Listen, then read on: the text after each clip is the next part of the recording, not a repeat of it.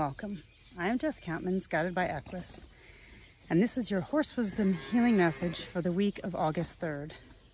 I have with me my stallion Noche and his son Magic, who is right behind us, and just taking a breath and wanting to share with you guys a couple things that happened over the course, I guess since the last video. I brought Magic home from where he was on pasture at my brother's and put him right across from his sire, Noche, and let them reintroduce each other over the fence, because Magic stayed with Noche and the filly from last year, Isho, when they were just babies, and then we weaned them. And so these two have come together again, this father and son pair. And I guess one could say that that isn't really normal for the horse world, is to put fathers and sons together. But there's this idea that my mentor gave me many, many years ago of socializing horses. And in essence, what he meant by it is to put them together so they can be challenged by certain situations and then grow from them. So Magic is having his own mentor right now through Noche and learning what it means to become a stallion.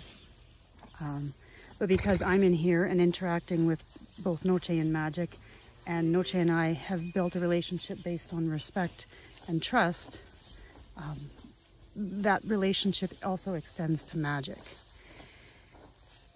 And so how this relates to the energy of this week, over the weekend, I normally don't see eagles, and I saw 2 bald eagles in one day. And the first time was with my husband and my 2 brothers, and then the second time was just with my husband and my family. But I felt like it was a significant thing, because eagles don't really come into my life unless there's something that I really need to pay attention to with regards to eagle medicine, which is visionary and able to see a bigger picture and have the courage to start a new beginning.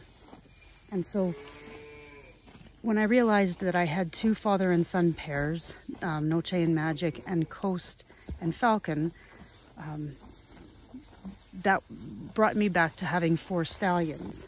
And that was kind of, I was really trying to focus on how I was going to make this all work, until over the weekend when I came home and I realized I just need to let that go and be present with what they are. Evolved to the point of letting it go and letting it happen, and letting it just unfold, to experience and be present with what is wanting me to engage with it with these guys. So to kind of bring that back to the healing message for this week, it's really, again, becoming present with what your experience is right now. And what I realized is I haven't maybe been as grounded and present with these horses as I want to be. And so today, as I was kind of exploring a bunch of relationships with these 2 and a few other horses, I recognized that being in the moment, we let go of all of the things we are thinking about and focused on that are possibilities of the future, because when we live in the moment, we're creating the future. And so I don't know where Noche went. Oh, he's back there.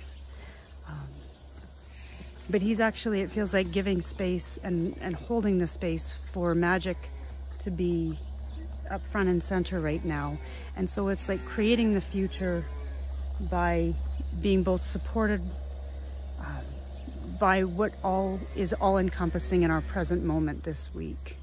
And just really, if we need to take a step back and take a breath and recognize that the more we focus on the future, the less we are present for our ability to create it, by being present with what is wanting our attention to connect to a deeper relationship with it this week.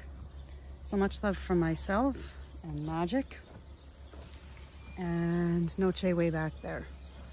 And I look forward to sharing